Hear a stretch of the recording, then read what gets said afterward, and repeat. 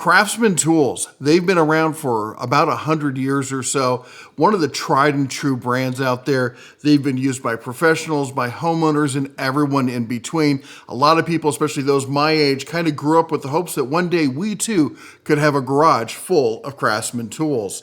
And well, a lot has changed along the way. Of course, Sears in their downward spiral, thanks to Fast Eddie, ended up selling the brand off to Stanley Black & Decker back in the late 2010s. They sold it for $900 million plus some equity stuff going on. Anyway, Stanley Black & Decker said, you know what? We hear you. A lot of Craftsman had been offshored and the quality had gone down, the service had gone away. And Sears says, we're going to bring that back. We're going to make this brand as American as can be. We're going to start a new manufacturing plant down in Texas, and we're going to make Craftsman not only great again, but made in America again. And if you've been following the channel or any of the other news outlets there, you may have heard that that didn't end up happening. They tried. They did. I got to give them points for trying. They built the whole plant, bought all the machinery, hired a ton of people, and then gave up. They couldn't make it happen. They were like, we can't get the process right. It's costing us too much money. The pandemic really screwed us over. We were throwing our hat in the ring. We're done. Not throwing a hat. We're throwing the towel in the ring. We're done. And unfortunately, that upset a lot of people, myself included. I covered that quite extensively here on the channel. Now, what has Craftsman done since then? Now, I'm going to say this. Their power tools, I've been kind of negative about the brushed tools. I think the brushed tools are overpriced, underpowered, and the batteries are more expensive than they're worth. The brushless tools, they did a revamp, came back V20. First it was more of just a rename. They started tweaking them some. They're really just, I don't know if I can say this, downgraded DeWalt's is what they really are, which isn't necessarily a bad thing because what you're getting bang for the buck is actually pretty good. The V20 brushless stuff is not something to ignore. It's not the cheapest stuff out there, and again, they still have an issue with the battery pricing and the limited options when it comes to batteries and chargers, but I couldn't fault anybody for deciding to go with Craftsman when it comes to power tools, especially for the homeowner and prosumer DIYer kind of folks. But what about the hand tools? What's going on? They're not made in the U.S. Some of them are made in Taiwan. Some of them are made in China. What is to be done with these and where are they at? Well, what I'm holding here right now is something called the Craftsman Overdrive System. Let me hold it up so you can actually see what we're talking about here. This is their 5/8 wrench, and I want to talk about the overdrive system because Craftsman sent this to me a little while ago. And usually we'll do a quick video and stuff, but I decided to hold off on this and actually kind of use it as a daily driver for a while. And we've done quite a few projects with it. Now I want to talk to you about what I think about it. All right, so let's jump into it. So real quick, what is the overdrive system? Well, it's I like to think it was Craftsman's apology for not being able to get the Texas plant to work. So they came out with this new system of really what they consider to be high-end prosumer grade tools, maybe even value pro. And the point of these tools is they've got a little bit of added tech in them that we see in some other professional kind of stuff, such as they've got this overdrive tight torque technology. So they've added teeth inside of some of the tools that grab the side of the bolt or the nut rather than grabbing the corner, so that way you don't care. Who cares if it's rounded? They're all, you know what, over time you're going to run across rounded corners on bolts. You don't know who's touched that thing before. This tight torque tech is what's supposed to get in there, bite on those sides, and get those rounded fasteners out. But you can also use it with a standard fastener. It shouldn't really hurt it either way. So going back into it, they also have their make every turn count. They've got their ratchets are designed with 180 tooth count and a 2 degree of arc swing. Now let me pull one of these out here so you take a look at it. This is their ratchet. Let me get in front of it. This, they claim they're thinner, but that is, I don't know, is it just me? Because this sucker seems beefy and it's heavy. We're going to break this one open. Honestly, I haven't had much use of the 1/2 inch because usually for me, if I'm using 1/2 inch stuff, I'm usually putting it on a power tool. But if you want to hear this, this is their 120 tooth tech. And we're going to crack this sucker open and take a look at it. But let's take a look at a 3/8 here. So let me pop the 3/8 out. So here's a 3/8 ratchet. And seems to be a lot more reasonably sized. In fact, if I compare it to, like say a Tecton, actually this is a Tecton half inch. So let's go back to the half inch. So this is a Tecton half inch. This is the overdrive. You can kind of see what I'm getting at. Now let's compare the half inch overdrive to, this is a newer company. I think it's called Dynamic. They sent this to me recently. I think the parent company's out of Canada. Anyway, Dynamic here, Craftsman here. And it's closer, but I wouldn't call it thinner. And it definitely, this has more teardrop design, comes from the shoulder here and comes tapered down, whereas this comes almost straight down and then eventually comes in. Nothing about these feels thinner or slimmer. In fact, they feel a little on the chunky side. Not my, spoiler alert, not my favorite ratchets. I will say this though, and some people are really big on this, and it's never been a huge issue for me, but I'm not out there turning wrenches professionally, but if you look at this, you can see the tab here for the switch is raised, all right? And that's pretty common, especially on these less expensive ones. If we look at the Tecton's got theirs a little more flush in there. But then if we look at the overdrive, it's almost like a milled flat kind of bar. And it's still easy enough to grab from the side. I can do it one finger, thumb's easy enough to do. But let's take a look at the rest of the case and see what's going on there. There's the other half.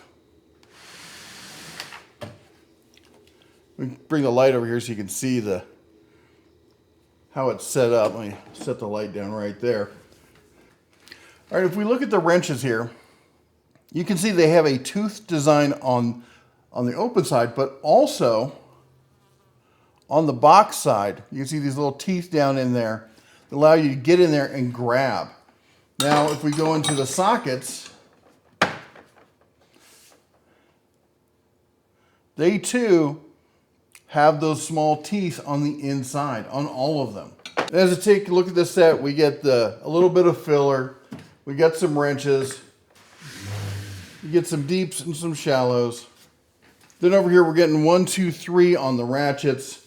We get a driver that is honestly not much to write home about. It's there. It's something. We got some more bit kind of fillers. I mean, they're nice to have, but they're just to puff up the numbers in a set like this. All right, let's break this Craftsman ratchet open here. Now, funny thing is, I had to get out my Tecton bit set because none of the bits in the Craftsman toolbox were small enough for the bolts. Now, I will say this, the bolts did have a little bit of blue Loctite on them. I like to see that. We took the plate off here, a nice good finish. On top of that, there is some grease or oil in there. Feels like an oil. Like to see that coming from the factory. But how does it get the 120 tooth design in a compact situation like that? And it does it from a dual pawl situation. Not just dual pawl, but split pawl. So there's two pawls stacked on top of each other, slightly offset, basically by half a tooth. Now the anvil itself, nothing really to speak of there, just your basic half-inch anvil with a quick release, good design, nicely finished. But there's the pawls themselves. You can see they ride right next to each other in the inside there. And there's two pins also on the switch that control them both. Now, and the pins, of course, there's a pin with a small spring behind it. Getting it back in afterwards, I will admit, was a little tricky. Had to get out the tweezers to get them both in place. But that said, unlike a lot of the Craftsman stuff, the inside of the ratchet was, I thought, well finished. I didn't feel like there was any sharp points that were going to cut me. I felt like the switch here was well machined. Nothing there that jumped out as poor quality. And of course, the two pawls there. Now, will they hold up? Well, really, only time will tell with that. Okay, but how do we answer the question of, is Craftsman worth considering? Well, let's take a look at basically the three main categories, which are power tools, hand tools, and storage. As far as power tools, I haven't changed my mind about the brushless stuff. I think it's overpriced for what you get, and I don't think honestly most people should be looking at it. Unless it's a secondary tool or a tertiary tool for your main power set that's going to be brushless. I think the V20 brushless stuff is something that definitely, I think it's called RP now, is definitely something that should be considered. It's like basically a discount DeWalt that's a discounted price, but not discounted a whole ton in performance. And I think there's some great options, especially if you hunt around for the sales.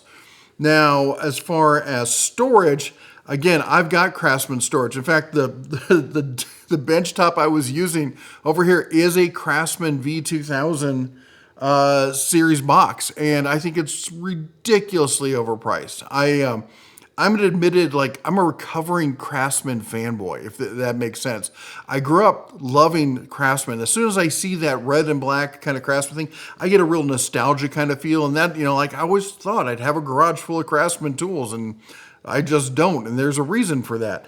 The storage is ridiculously overpriced. And there's some cases where you might have a great deal or something. I ended up through some credit card or something getting a discount card to Lowe's or like a gift card, and then they were on sale with a clearance and blah, blah. Anyway, that's why I ended up with them. I can't recommend them to anybody else. But as far as the hand tools, what about the hand tools?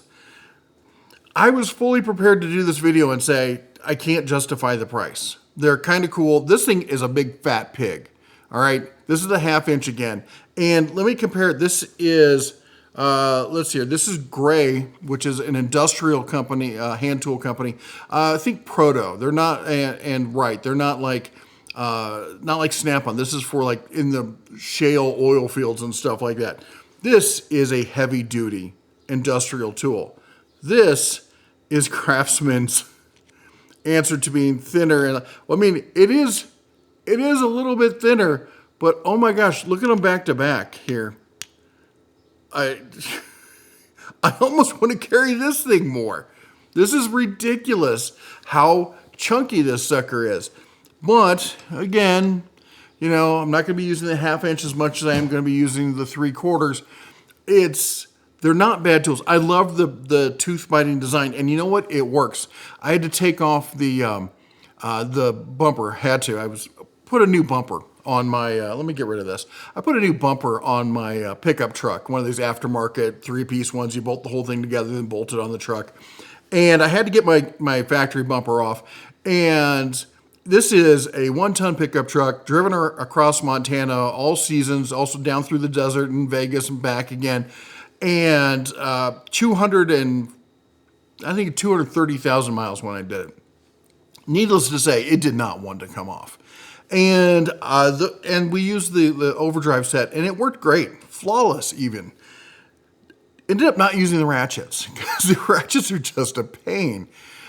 So that said, yeah, it's a good set, but at $210 you saw there from Ace, I don't think I can justify that. But what I could justify is this. Currently on sale for $139 over on Amazon, down from $200. And that's, as they say, a horse of a different color.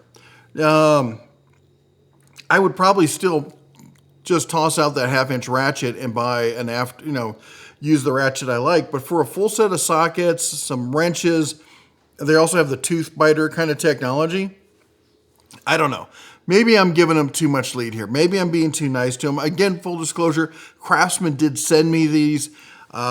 It's one of these sets that, at first I thought, hey, this is a decent set. Then I saw how much they're asking. It's still got it doesn't feel like it's a high-end set the way it should.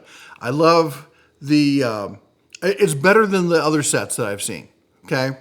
And maybe I'm just kind of meandering around the point here, not really being as specific as I should be. It's just, I have mixed feelings about it, I guess, is what it comes down to.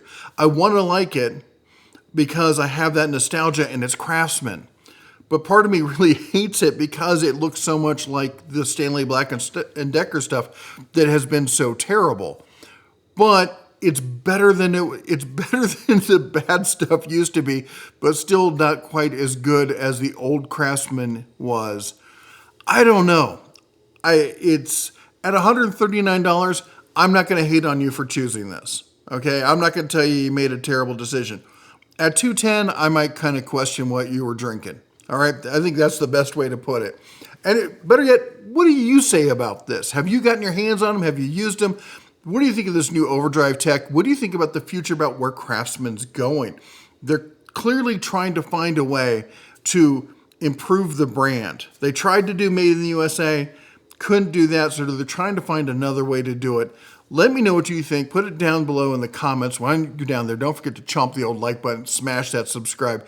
Ring the bell on your way out or YouTube won't believe you. Anyway, that's all I got for you today. You all take care, God bless, and as always, shine on.